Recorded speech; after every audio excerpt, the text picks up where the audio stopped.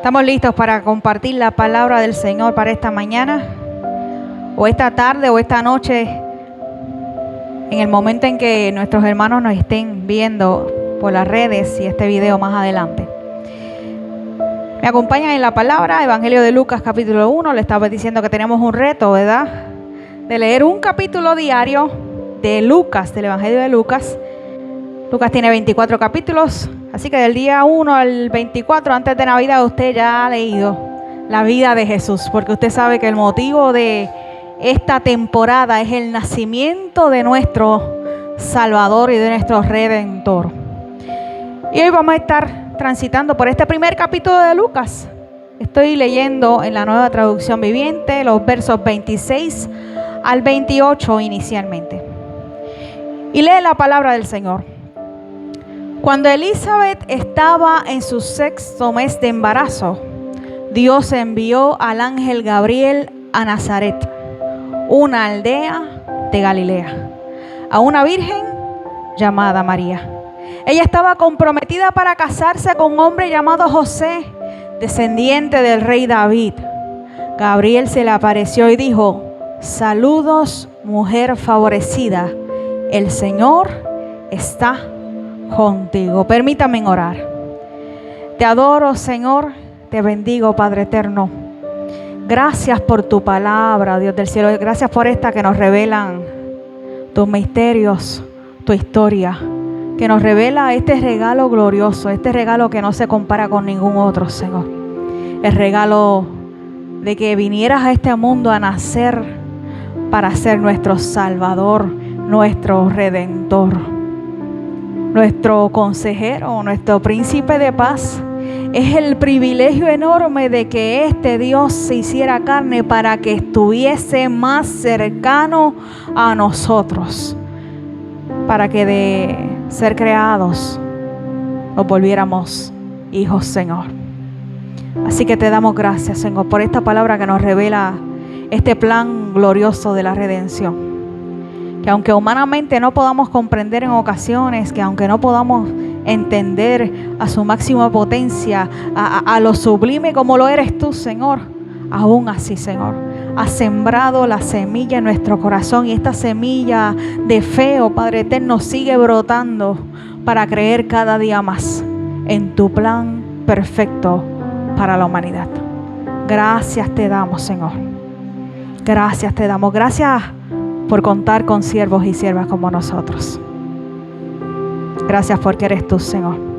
Es tu insistencia por sobre nuestras vidas quien nos mantiene firmes, caminando por el llamado que tú nos hiciste, Señor, porque ciertamente viene de las alturas. Gracias, Espíritu Santo del Señor. En el nombre de Jesús hemos orado. Amén. Amén. Capítulo 1 de Lucas. Y voy a estar reflexionando en estos próximos minutos. Espero no tardarme media hora. Un llamado de altura. Un llamado de altura. Y cuando vamos a este capítulo 1 de Lucas y leemos este verso 26, nos está dando un contexto de lo que está antecediendo a este pasaje que acabamos de leer. Dice el texto 26, ese versículo 26, cuando Elizabeth estaba en su 6º mes de embarazo.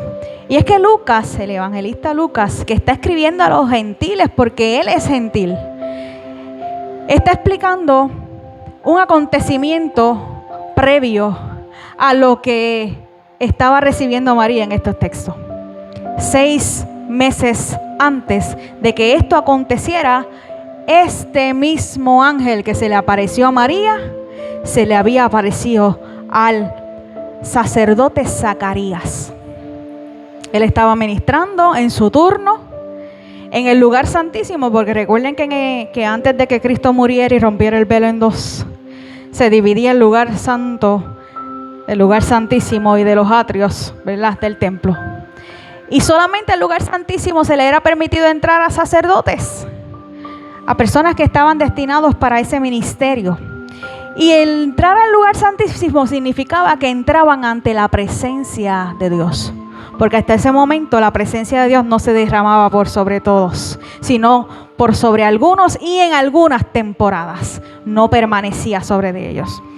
Así que Zacarías, en medio de ese turno, entra al lugar santísimo y allí en el lugar santísimo se le aparece el ángel Gabriel a darle una gran noticia. La noticia era: la oración que has estado haciendo se te va a ser respondida. Has pedido por un hijo y ciertamente Elizabeth va a quedar embarazada. Pero en ese momento Zacarías, en medio de su humanidad, en medio de su fragilidad, le hizo una pregunta dificultosa al ángel y le dice: ¿cómo yo sé que eso va a ser posible? ¿Cómo va a ser eso posible si tanto Elizabeth como yo somos mayores de edad? Y si usted lee el texto, ¿verdad?, usted sabe que Zacarías tuvo consecuencias por esa duda. El ángel le dijo: yo soy el ángel que está en la presencia del Señor todo el tiempo. Y yo vengo para darte el mensaje por su parte. Pero como no has creído lo que yo te he dicho, entonces vas a quedar mudo hasta tanto se cumpla lo que te acabo de decir. Estoy parafraseando, ¿verdad? No lo estoy leyendo literal. Y entonces aconteció lo que el ángel dijo. Elizabeth quedó embarazada.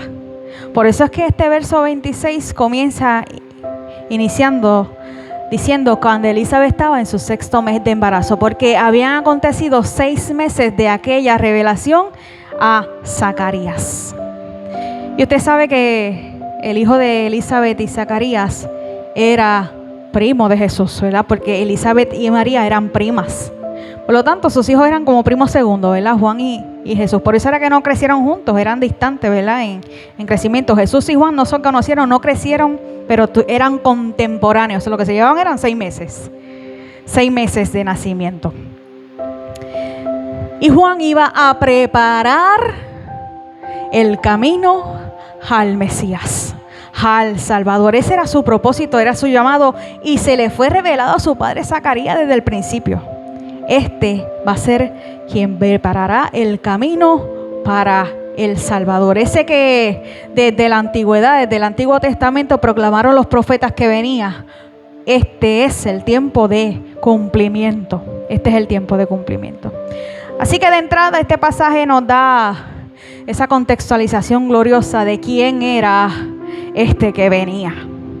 Así que una vez más Dios envió a este ángel en esta ocasión a la aldea de Galilea, una de las aldeas más lejanas de lo que era Jerusalén y de lo que era la ciudad. Era recóndita, era pequeña. Y allí en aquella aldea, Dios se fijó en una mujer. Dios se fijó en una jovencita, ¿sabe? Porque se piensa que lo que María tenía eran 16 años cuando se le apareció el ángel. Pero usted recuerda que para aquella cultura, ya a los 12, las niñas se consideraban mujer. Así que ya a los 16 años ya María estaba a punto de casarse. A punto de casarse. Y lo dice el texto, ella estaba comprometida para casarse con un hombre llamado José. Y José era un carpintero. Y a mí me fascina de entrada saber la naturalidad, la simpleza, la sencillez, la humildad de donde proviene nuestro Salvador. Naturalmente, ¿verdad? Desde el plano terrenal. No solamente viene de una aldea pequeña, no solamente viene de una joven y de un hombre sencillos y simples, de escasos recursos. Mira, si hay algo que a mí me estremece el corazón es el hecho de saber que cuando un niño nacía tenían que ir al templo a dar ofrenda. Y lo máximo que podían dar era ganado, era una oveja, era algo hermoso, era grande, era algo costoso. Pero aquellos que no podían dar mucho, se les permitía dar 2 tórtolas, 2 palomitas. Y José y María, esa fue la ofrenda que llevaron al templo. Y eso a mí me estremece el corazón. 2 tórtolas, porque era lo que tenían, era lo que podían dar. Me comprime el corazón saber que nuestro Redentor, el dueño de todo lo que existe, de lo que tú y yo podemos ver y lo que no podemos ver, decidió nacer en la simpleza, en la sencillez, en la humildad, desde abajo, desde lo sumo. Eso no significaba que su reinado era poca cosa, sino por sobre todo, que aunque siendo grande, podía doblegarse hasta lo sumo y seguía siendo grande.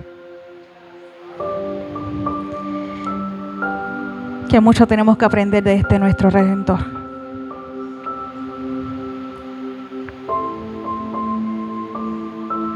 Porque aunque su comienzo, humanamente hablando, fue pequeño, y a medida que fue creciendo y desarrollándose, su ministerio fue creciendo, todavía se mantuvo humilde. Y aún ahora, cuando está a la diestra del Padre, con todo poder y toda autoridad, sigue siendo humilde para acercarse a la humanidad, a su fragilidad, a su necesidad. Porque ¿saben una cosa? Él también pasó por necesidad.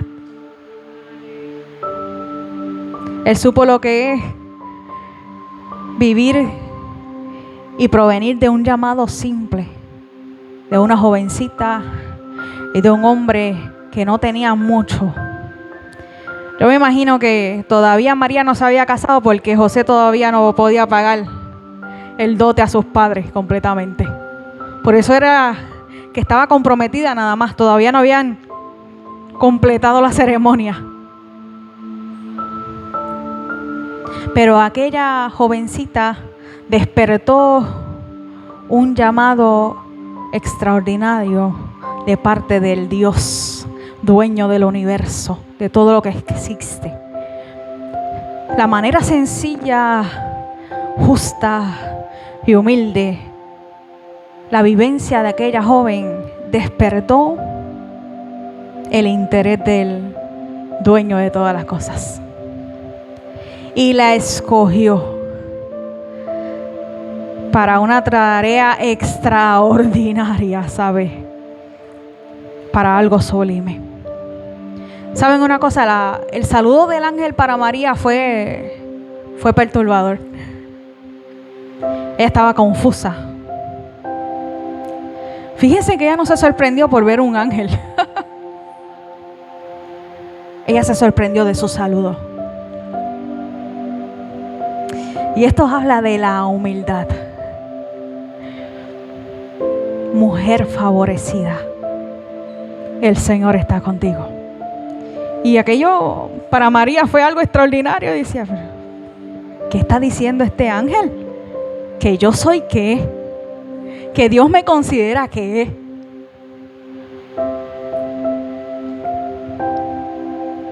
Y pensando y razonando, tratando de razonar lo que el ángel estaba diciendo, yo me imagino que María fue a las escrituras allá, en los profetas. Isaías 57:15 nos dice: el alto y majestuoso que vive en la eternidad, el santo, dice: yo vivo en el lugar alto y santo, con los de espíritu arrepentido y humilde. Restaura el espíritu destrozado del humilde y reavivo el valor de los que tienen un corazón arrepentido. Aquella palabra de este Dios alto y sublime, majestuoso, se estaba cumpliendo en la vida de aquella jovencita. un espíritu arrepentido, un espíritu humilde, un espíritu incluso lleno de valor.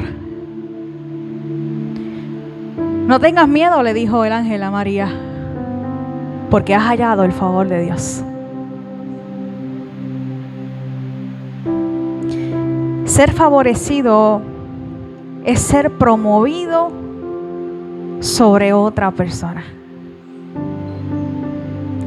Ser favorecido, tener el favor de Dios, es tener su cobertura, es tener puertas abiertas, es tener la mano de Dios a tu favor.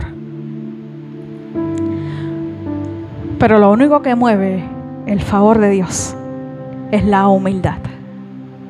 Es tener un corazón contristo y humillado, reconociendo quiénes somos ante Él, pero sobre todo reconociendo quién es Él para nosotros. Así que la gracia y el favor de Dios es su amor derramado sobre aquel que no lo merece, pero que ciertamente puede recibir, porque es Dios quien lo promueve. Nosotros los cristianos, los hijos de Dios, no debemos comportarnos como los agentes políticos de esta sociedad. No tenemos por qué estar buscando palas, ni digel, ni buscando favores, ni misericordia, porque saben una cosa: aquel de quien provienen todas las cosas tiene toda autoridad de favorecernos, sin que nosotros hagamos mucho ni empujemos tanta cosa. Permítase disfrutar de los favores que Dios mismo le permite en el camino. No hay nada más delicioso que eso. Saber que usted no hizo nada, ni pisoteó a nadie, ni se fue por encima de nadie por sus propias fuerzas, sino que Dios mismo es quien le exalta. Yo me imagino cuando María recibió aquellas palabras y aquel saludo, todavía María no sabía para lo que el ángel la estaba encomendando, ¿sabe? Pero ya aquel saludo estremecía el corazón de María y sus pensamientos. Y entonces el ángel le dice, ¿verdad? Luego de decirle que el favor estaba con ella, favor de Dios. Entonces le dice, ¿cuál es su propósito?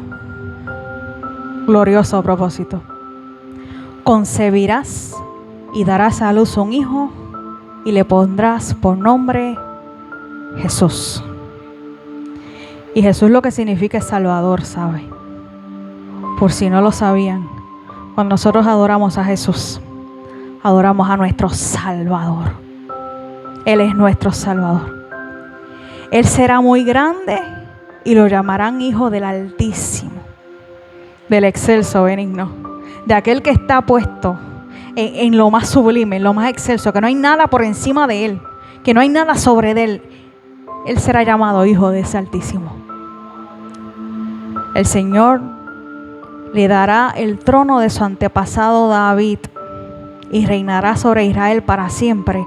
Su reino no tendrá fin. Y en ocasiones pensamos que la descendencia de Jesús hacia el trono de David proviene de José. Pero si vamos a ver, José no tuvo nada que ver en la concepción de Jesús. Lo que muchos obvian es que María también era descendiente de David. Así que por el lugar que lo miraran, se cumplía la profecía. Y obviamente Isaías nos daba otras señales desde el Antiguo Testamento. Isaías 7:14 nos dice, muy bien, el Señor mismo le dará la señal. Miren, la Virgen concebirá un niño, dará a luz un hijo y le llamarán Emmanuel. Y Emmanuel significa Dios está con nosotros. Y no se me confundan. Isaías no estaba diciendo que Jesús iba a ser llamado Emmanuel, sino que iba a significar que Dios mismo iba a estar con nosotros. Y no voy a adelantarme ahí porque el pastor yo creo que va a hablar de eso el próximo domingo. La realidad es que este hijo iba a ser llamado Jesús. Y Jesús lo que significa es nuestro Salvador. Era nuestro Salvador. Y entonces María hace una pregunta cuando recibe este propósito glorioso. Pero me gusta contrastarlo porque es muy distinta a la pregunta que hizo Zacarías 6 meses atrás. María pregunta, ¿pero cómo podrá suceder esto? Fíjense en que Zacarías dijo, ¿cómo puedo estar seguro de que esto va a pasar? Esa fue la pregunta de Zacarías. ¿Cómo puedo estar segura de que esto va a ocurrir? En cambio, la pregunta de María es ¿cómo va a pasar? María sabía que iba a pasar, porque ya Dios lo había dicho. Lo que María tenía confusión, y es la confusión que muchos de nosotros tenemos cuando recibimos promesa del Señor, es cómo va a pasar. Posiblemente en qué tiempo va a pasar. Claro, María responde, yo soy virgen. ¿Cómo yo voy a tener un hijo si yo no he conocido varón? Así que hay un contraste marcado entre la respuesta de María y la respuesta de Zacarías ante la promesa del ángel. Zacarías dudó, pero María razonó creyendo. Y esto es algo muy distinto. Dios nos permite razonar. Dios nos permite mantener un diálogo con Él. ¿O no lo hicieron nuestros antepasados? Cuando se le daba una palabra que ellos no podían comprender. Los mismos discípulos, cuando Él les explicaba una parábola que no podían entender, y luego se le acercaban y diciendo, a veces ni se le acercaban, Él mismo sabía. Yo sé que se estaban preguntando en su interior qué son las palabras que acabo de decir, lo que significan, porque Él todo lo sabe. Así que Dios no se molesta porque usted y yo le preguntemos cómo va a pasar. Cuéntame, revélame. ¿En qué tiempo? ¿En qué momento? ¿Cómo lo vas a hacer? ¿Saben una cosa? Si es necesario que nosotros lo sepamos, Dios nos lo va a revelar. Y si no, entonces vamos a aguardar a que su promesa se cumpla. ¿Lo podemos hacer?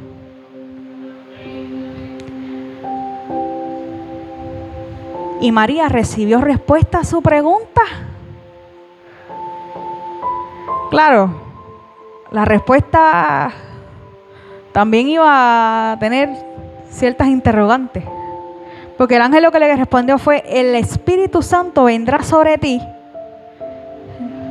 Cosa que ellos no podían entender ni comprender. Bueno, usted y yo tampoco lo podemos entender. Porque el Espíritu Santo venía solamente sobre los sacerdotes y sobre los profetas en ocasiones. No permanecía sobre de ellos.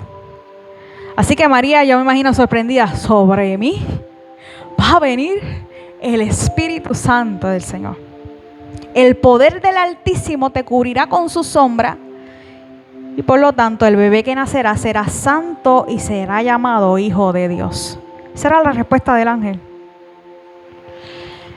Y entonces la actividad que aquí se describe de vendrá sobre ti, te cubrirá con su sombra, es relacionada a la Shekinah de Dios. Es relacionada a la gloria de Dios. Por lo tanto, esa nube de gloria iba a posarse sobre María para ser manifestada la presencia de Dios en su interior. Esto es una cosa extraordinaria. Esto es una cosa que el ser humano, mira, le vuela la comprensión del entendimiento.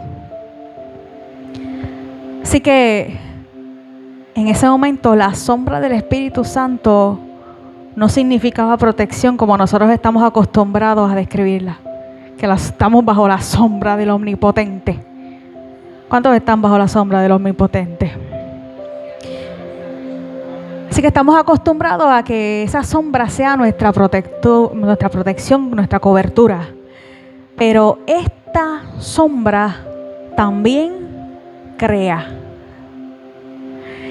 Lo que significaba que la sombra del Espíritu Santo, ese reposar, esa cobertura, iba a crear y iba a producir la concepción dentro de la matriz de María.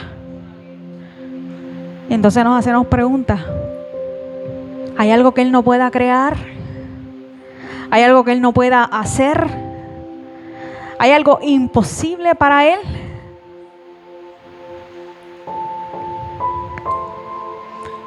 Y entonces el ángel, como yo me imagino que sabe, le vio la cara de María de asombrada y de perpleja de sus explicaciones. Abona un poquito más. En el verso 36 le confirma y le dice: además tu parienta Elizabeth quedó embarazada en su vejez. Antes la gente le decía que ella era estéril, pero ahora ha concebido un hijo y ya está en su 6º mes de embarazo. Y le añade: pues la palabra de Dios nunca deja de cumplirse. Aleluya. Así que el ángel del Señor estaba fortaleciendo la fe de María. Le estaba diciendo: si una mujer que ante los ojos y ante la ciencia, ¿verdad?, médica que tenían ante ese momento conocimiento, era estéril ante la sociedad, no podía crear. Y se fue posible el que ella gestara en su interior un milagro de vida. ¿Cuánto más no puede hacer este mismo Espíritu por tu vida? Por tu vida. Así que María podía considerar los milagros de otros para poder aceptar el milagro único que ella estaba recibiendo en sus manos. Este Dios todopoderoso había sido capaz en el pasado de producir la concepción de Isaac, de producir la concepción de Juan, y ahora este mismo Dios poderoso estaba produciendo la concepción de Jesús. ¿No podrá hacer también algo más maravilloso que eso? Algo más milagroso que eso. Así que este Dios que podía darle un hijo a Zacarías y a Elizabeth, aun cuando ambos hubieran estado desechados por la esperanza, también podía cumplir la promesa a María sin ninguna ayuda, incluso de José. Porque esa era la pregunta de María. ¿Cómo si yo no he conocido hombre? Si yo lo que estoy es comprometida, yo no he estado con José. Así que ante esa explicación del ángel, aun cuando María no podía comprenderlo a plenitud, porque ni los más teólogos excelsos, ¿verdad?, de esta tierra pudieran estar comprendiendo ese milagro portentoso, María respondió: soy la sierva del Señor, que se cumpla todo lo que ha dicho acerca de mí. María una vez más respondió desde su humildad. Ella dijo: yo estoy aquí, yo soy la sierva del Señor. Y usted sabe que sierva del Señor significaba ser esclava de Él. Por lo tanto, aquel que se hace esclavo, aquel que se hace siervo de su Señor, estaba dispuesto a servirle en lo que pudiera ser posible. Estaba dispuesta a hacer su voluntad y a ser usada para llevar a cabo su propósito. Así que ni Dios ni Gabriel le exigen a María que comprenda todo lo que está pasando en su interior. Dios no nos exige que comprendamos todo lo que Él nos promete. No nos exige que podamos entenderlo. Pero sí lo que espera de nosotros es que nosotros respondamos al llamado de altura que Él nos hace. Porque cada uno de nosotros, así como lo hizo con María, como lo hizo con José, somos llamados a hacer algo extraordinario para su obra. Lo que se nos requiere a nosotros es lo mismo que se le requirió a María en medio de su asignación. Que podamos creer y que podamos responder gustosamente a su llamado. Que podamos responder al llamado de altura que se nos da.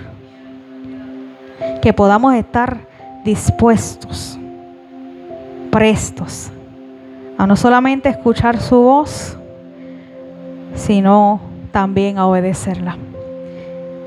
¿Qué tal si te pones de pie conmigo, gloria a Jesús? Y oramos al Señor. Oramos a este Dios que se nos revela tan extraordinariamente a nuestras vidas, que nos brinda y que derrama su favor y su gracia inmerecida por sobre nuestras vidas, que nos mira desde las alturas y que es capaz de descender hasta lo sumo para encontrarse contigo y conmigo, para darnos valor, para darnos propósito y para darnos la dignidad que nosotros merecemos. Te adoro, Señor Jesús. Te exalto, Padre eterno. Gracias, Señor. Gracias por tu misericordia derramada. Gracias por tu favor inmerecido, Señor. Gracias por acercarte a nuestra vida. Gracias por revelarte, Señor. Si hay alguno de mis hermanos, si hay alguno de mis amigos, de mis amigas, de mis compañeros, Señor, que no han tenido el encuentro extraordinario contigo, Señor, te suplico, Espíritu Santo de Dios, que lo que tengas ideado para ellos, Padre, acontezca. Que tú te les puedas revelar, Padre eterno, poderosamente. Padre, hazlo tan extraordinariamente como lo hiciste con María, Señor. Envía un ángel, un mensajero tuyo. Inquiétale en sueños, oh Dios del cielo. Revélatele, oh Padre eterno. Que tu Santo Espíritu se les tome, oh Dios. Les cubra, oh Padre eterno. Les revele su condición. Y que ellos, oh Dios, puedan responder a este llamado. Puedan rendirse ante ti. Porque no hay nada más extraordinario, Dios, que poder vivir una vida rendida a tus pies, siendo tus siervos, Señor. Siendo incluso tus esclavos, oh Dios. Porque nos conviene más ser esclavos tuyos que esclavos del mundo, oh Señor. Gracias por todo lo que sigues haciendo en favor de tus hijos, en favor de tu creación, para que estos respondan el llamado de ser hijos de Dios, para recibir este enorme regalo de la salvación, porque esto que celebramos en esta temporada, Padre, no es otra cosa que recibir el enorme regalo de la salvación en nuestras vidas, Señor. Es contar con este Emmanuel, que es este Dios que permanece con nosotros, que su favor y que su gracia, este que nos posiciona, este que nos abre camino, este que abre puertas de bendición, este que nos abre paso en la vida, Padre, no para benecernos o para creernos mejor que nadie, Señor, sino para saber a quién nosotros servimos.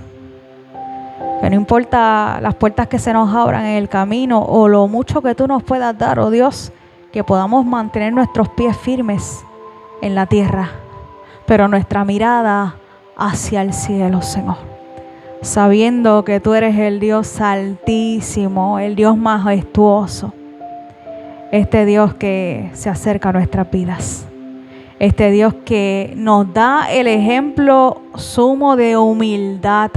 No puede haber un ejemplo tan extraordinario de humildad como el tuyo, oh Dios, que habiendo podido nacer en el palacio más excelso, Señor, escogiste nacer en un humilde pesebre, desde lo bajo, en una humilde familia, Señor.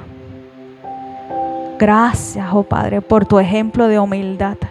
Gracias, oh Padre, por tu ejemplo de grandeza, porque desde la humildad, Señor, puedes mostrarnos tu grandeza, Señor. Padre, que podamos emularte cada día más a ti, Señor. Cada día más, Señor. Que no se nos turbe nuestros pensamientos, ni nos desenfoquemos del camino, Padre, sino que tú puedas insistir por sobre nosotros y reenfocar nuestros pasos, oh Dios del cielo, de modo tal que podamos alcanzar tu propósito eterno, ese que tú has destinado desde antes de que fundaras al mundo. desde antes de que fundaras al mundo, porque tú eres el Dios eterno, el Dios que conoce todos los tiempos, el Dios que sabe todas las cosas, el Dios que sabes y comprendes cuándo nos conviene que la promesa sea cumplida, Señor. Gracias te damos por tus promesas gloriosas derramadas por sobre tu pueblo y por la paciencia de esperar en el cumplimiento de cada una de tus promesas, creyendo, Señor, que serán cumplidas en el tiempo oportuno. A la gloria de tu nombre, Jesús. Amén. Amén.